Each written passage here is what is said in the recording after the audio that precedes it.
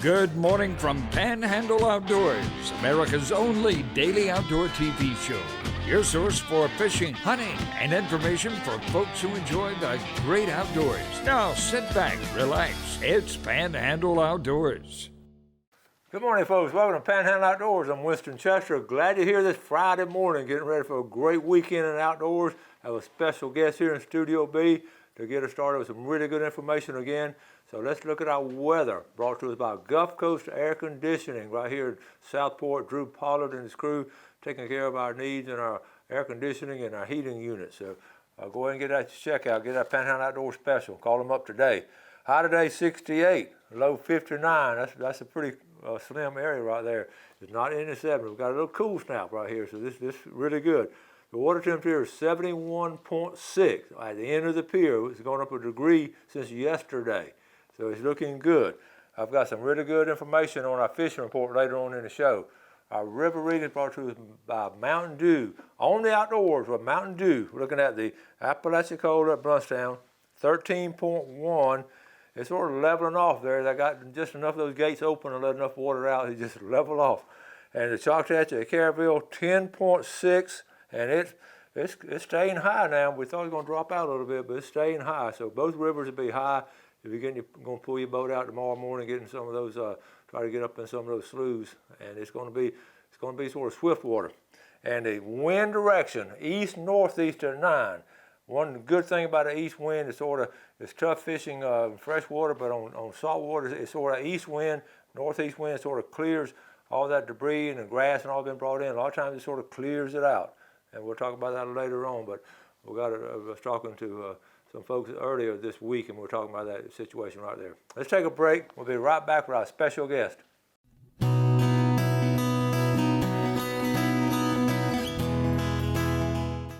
Okay, welcome back. Sitting here with Commissioner Bill Dozier. Glad to have you on again. Glad to be here. We're sort of had trouble finding Studio B a little bit, didn't you? But we found it though. And we're going to put up a sign or something. Yeah. Well, I know you and I have talked before. You know, off and on we talk pretty regular and all. But tell the folks what's going on with the county and that affects our outdoorsmen. Well, there's a lot going on right now. We have a lot that's ongoing constantly with our Parks and Rec, and but what I wanted today, I wanted to let people know about. We have an informational meeting coming up on the Old Pass. It's going to be May the 20th, from 6 o'clock to 8 o'clock in the evening. Good. And it's going to be down at our government center, down off 11th Street, behind the library. Yeah. And I think it's 840 11th Street. And so we're gonna have the community come in, get their questions answered, give out some information. We're going to spend a little bit of time talking about the past, a lot of time talking about where we are now and where we're going with it. So I'm excited just to get this information out. I had a lot of people talk to me about it, and so I thought it'd be best if we just brought everybody in one room, get all the questions answered, and that way we can let people know where we are and where we're going with the Old Pass. So this is a situation where people come up there and just ask all questions, or you hand in the questions, whatever, or how do y'all do that? It's just going to be, they'll meet in where we typically meet for our county commission meeting. Right. And we'll give some information out. We'll have a presentation by it's MRD Associates. They're the firm, it's an engineering firm that's going to be putting on the study. Okay. So we have to do this study because of DEP. They require this before they'll give us a permit. And they'll be there to answer any questions as well.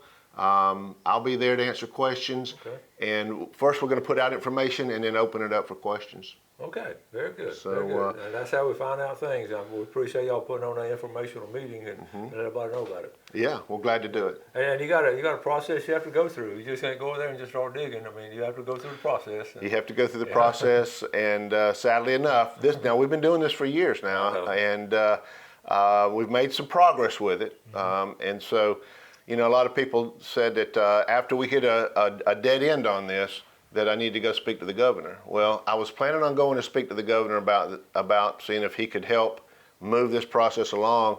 I was advised, don't do that. From people out of Tallahassee said, all you're going to do, because DEP does not answer to the governor. He can't go in there and dictate to him, tell him what to do.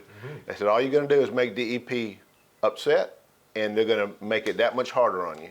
Okay. So we chose not to talk to the governor about it and to go this route of working closer with DEP and in order to get the permit.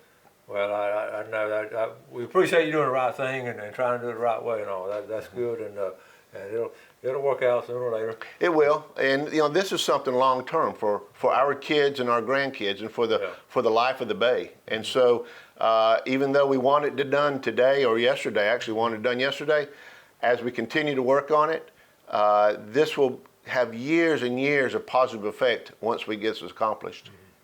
Okay. So this is a long-term goal, and we just we want it done right now, but it just takes longer. Yeah, we understand that. And what else is going on though? We got other stuff. We do. We have quite a bit going on through our Parks and Rec. We have now our boat ramps. We're constantly working on the boat ramps, and I was speaking last night with the director of Parks and Recs, and he was explaining to me that the boat ramps are priority number one right now. Working on the boat ramps, continuing to get them back into shape. There's a couple, 2 or 3 boat ramps that we're going to work towards extending out because of the undermining of the boat ramps. And it's bad when you plan your day to go fishing, you launch your boat, and then your wheels drop off the end of the boat ramp and they get caught there, and it'll tear up your trailer. And so we're working all we can to eliminate that problem. And so it's several boat ramps have that continual undermining of the so we're working on extending out those boat ramps and solving that problem. That is a big problem, and that's hard to fix. Like it comes down and it's all open up here. We've all seen that. It's happened to all of us. We have. And it can happen pretty quick too. It can. It could ruin your day. I mean, you plan a good day of fishing and it's changed right there. We always just go. I've always inspected the boat ramp real close. I've seen too many people stuck on them. I have too. And let's just remind our viewers now. Bay County, how much do we charge to launch our boats? 0. Okay, 0. Yeah, okay. We don't charge anything to launch your boat. This is a service that we offer for people to be able to launch. Because a lot of our tax money and all goes into it. Okay. That's right. Okay. Yes, so sir. Even if people coming from out of town, you're not going to charge them. Right. Doesn't matter who it is. If you come to our county boat ramp, you can launch for free. Very good. We appreciate that. Yes, sir. All outdoors, we appreciate it. All right. Okay. There's several other things going on. We have the Southport Ballpark now. We've Southport Ballpark. We've talked in the past about moving that out to a different location, just a little bit further away from the location where it is now, off of 77. Okay. We've hit a kind of a snag, financial snag. So we've gotten to a point to where through engineering we figured out that the cost of the project, and right now we have to be responsible with the taxpayers' money. So we are looking in different areas how we can pay for this. Okay. And so we do all we can to keep taxes low and accomplish what we need to accomplish through our different departments. And so we're trying to be creative. We're looking at different means of financing this. I know one thing we've talked about is financing all kind of government projects and all. There's been a lot of money from the hurricane, then money from the pandemic. Right. Are y'all allowed to use any of that kind of money for ballparks? Because I know they categorize everything they give us. It's category this, category that, and you can't do it for anything else. That's right. Y'all tied up the same way? There's certain situations where we were able to clean up with federal money. FEMA came in and where an area was torn up, you could go so far with cleanup. But in this situation, we're building a brand new ballpark. It's not a cleanup. It's a construction moving forward with a brand new ballpark. And so even though we apply for grant money, there's different pools of grants here and there, but that doesn't have anything to do with FEMA. So that we can't use that money for this park. So we need some grant money. We need some grant money. We sure do. Okay. All right, we're going to take a quick break. We'll be right back with Bill.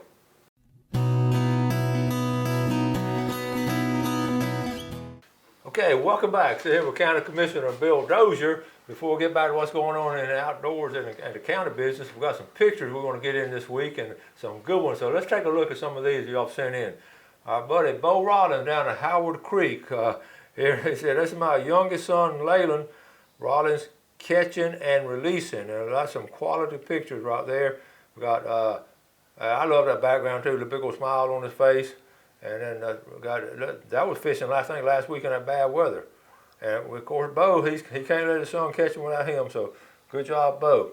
Our next picture here, talking about a little father-son combination again. Here's Greg Barron. He teaches he used to teach with us at Mosley's at University Academy right now. And here he is. I thought you might want some of these for the outdoor show. We had an awesome morning, and Brady was able to take this beautiful gobbler at 30 yards with his 20-gauge shotgun in Northern Bay County. So there are your pictures right there. Congratulations, Brady. And Greg told me he'd passed up several shots that he thought was too far away, and then had some young jakes. He passed them up, but here he is. Here he's in the driveway. Good job right there. And Roger Dover, one of my former students, catching a tarpon. Okay, and this is here local catching tarpon. Look where in a ditch right there, basically where it's draining. Probably county property. Good job, Roger. Yeah. And let's go. We're always talking about really beautiful things in nature. High Coast Chester. Here's my bottle brush tree up north at Fountain at my farm. This tree is over 30 years old and is taller than a farmhouse. That's pretty good. That is good, yeah. Could you please put my name wrong? Steve Wiggins, Mosley, class of 76. All right, Steve, some good pictures there, and that's cool. And one more here, speaking of Howard Creek. How about a little warmouth down at Howard Creek? And you don't have to go out in deep water to catch those. They're right there. And one more, let's go from a warmouth to a shark at St. George Island. And surf fishing been pretty good. Okay, so anyway, things going on constantly like this. Yeah. And I looked at the pictures here. We had turkey, and then we had the bass caught down at our place called the Bay area, then the Howard Creek area, then a tarpon caught out. I mean, all that was, just happened. So yeah, that's a variety. Okay, you have some more stuff. Well, I was just going to mention the Reef Program. Okay. Bay County has a tremendous reef program where we're constantly working on putting new reefs out. And Oceaneering has come to us. They have large reels, about 50 foot tall, 22 foot around. And so they've asked us if we wanted to take these reefs and donate them. They wanted to donate them to the Reef Program for us to deploy them out for fishing and cool. diving. So there's 6 of them we're going to be putting out. And that's tremendous for our Reef Program. So this is big reels, big spools that have all that wire. Yeah, the big spools that have the wire on, and you can see cool. it when you drive over the Hathaway Bridge. You can see them sitting. They're blue. They're sitting off to the left, right, all together there. Yeah. And so credit goes to Oceaneering and Panama City Port. They were both allowed this to happen, and so we're going to deploy them out. We don't have a time frame yet. Somewhere in the next 2 to 3 months. Oh, cool. Once we get all of our ducks in a row there and put them out. Keep us posted, and we'll let people know about it all. Sure. And you don't have deep water yet? Right now, we've been talking about where to put them, and probably going to start off somewhere in about 120 foot. Cool. And then work our way in to a little bit of shallower water. So we want to be able to first off, attract fish, of course, and then make it accessible for divers as well. Mm-hmm. So it's a great it's a win-win for everybody. That's cool. Yeah, yeah. The skate park, we've been working on the skate park for a while as far as the plans of it, and we're looking at construction towards the end of this summer. So they'll be doing construction on the skate park, and it's going to be all concrete. It's a regional park where it's the design of it is to attract a number of people come in for competition. It's going to be a quality place. There's a group of kids now, and my grandson's one of them. They just love skating. It's the same thing, and there's nothing wrong with it. I think it's really good. They're getting great exercise. Every now and then they're going to sprain a wrist or something, but they'll not scratch a knee. But I've watched them do it. I've been out downtown to the city one. They've got a little one down by the church and all. And they do. It's really, I've seen families out there and all. So that's good, y'all doing it. It's a lot of fun when the kids get out, and gives them a place to go. So they're just not, scrambling around trying to find some odd place. Gives them a central location to go and do their skateboarding. I told May something. Next time I'm gonna go down there with my camera because I want to be waiting for someone to be skateboarding with with electronics and all. That'll be coming pretty soon. That's right. Filming themselves and all. So that'll be coming. That's okay. Right. Well, did that cover all of your stuff? Or? That covers everything. Just want to once again the May 20th from 6 to 8 the meeting, informational meeting on opening the old pass. Encourage anybody who has questions, please come out. We're going to get your questions answered. And we'll take comments and just put out information. All right, and all the parties will be there, right? What's that? And all the parties will be there. Absolutely, all the parties will be there, and We'll have the MRD Associates. They're the engineering firm that was chosen to do this study that DEP is requiring. Okay. And so they'll be there also to answer questions. I'll be there. There'll be several other people there, so we'll be able to answer questions. Well, good deal. Well, let's get us a drawing. We're going to add Steve Wiggins, Moser 76. Gail wrote that on there. Okay. So I'm going to, of course, let you do the drawing so they get mad at you. Okay. They don't win. And the first two now will be, the first two will be Los Angeles, $20. All right. Oh, it's $25, excuse me. Here we go. And that winner is Crystal Melvin from Fountain, okay? Second one is going to be Marty Crumknocker, Cape San Blas. All right, Marty. You do know? All right, this will be the $20 gift certificate to Tarpon Dock Seafood. All right. $20. And that's going to be, you got to be kidding. This is Deb, this is his wife, okay? Deb Crumknocker. Oh, golly. It never happened on the show. We've done a husband and wife back to back. It never happened before. Okay. We started, I know I started them up. Yeah. Let's do it again. Okay. Right. Big red snapper. We made history today. Deep. There we go. And this is, let's go to Weewall and get Chipper Gainey. Chipper Gainey from Weewall. So Fountain, Cape San Blas, and Weewall. All right, let's take a break and we'll be right back.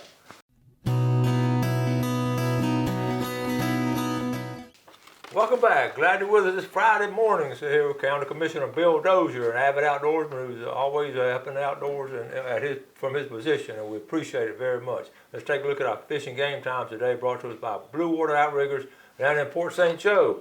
We're looking at 250 to 450 this morning, and this afternoon 314 to 514. Ask your boss if you get off early, take advantage of that. Also, C&G Sporting Goods now. Ronnie sent this to me. They're buying guns. They're buying loaded, unloaded, they'll buy ammunition, they'll buy a little bit of everything. So bring in your guns, get them appraised, and talk to Ronnie, and they'll give you a good, fair price for them. So on our fishing report, got some good notes written down, and just from just headlining people I've talked to and all. One thing, the headlines, of course, the first one on the headline is going to be cobia. The cobia are in, they're catching them at the pier, they're catching cobia. Now, you don't hear a lot about it because, you know, the hardcore cobia guys, they don't want people to know about it. Right, and so, you know, with social media, it gets out. One guy's already caught about 15. Wow. And I won't call that his name. Jerry Forehand, he's the one that's talking about, he went surf fishing after church Sunday and caught a couple of pompano. He said the water last Sunday was still, had a lot of grass in it and everything. But he and I were talking about that east wind. If it's an east wind, it'll sort of blow that grass back offshore. It's not a June grass yet, but it's just storm grass. Just sort of gets to churn up. So this weekend should be good, especially the east wind today.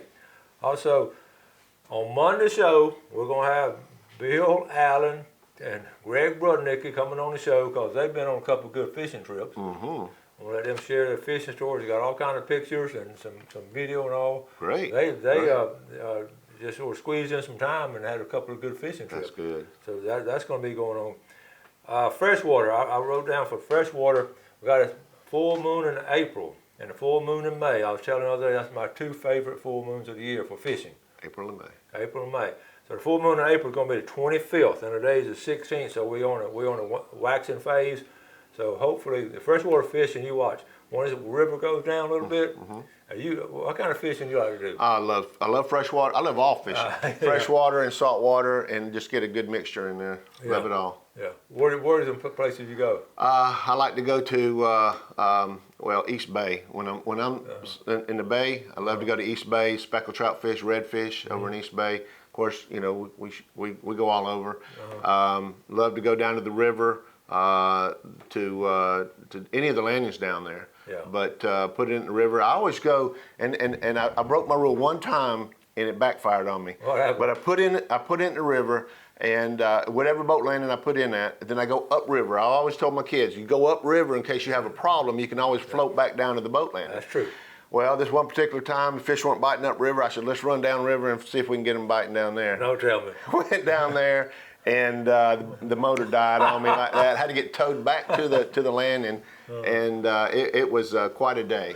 But I said I'll never break that rule again. We've always talked about that. But sometimes the fish are biting down river, so you got to go. You got to go. That's right. One thing that I was talking to a friend the other day.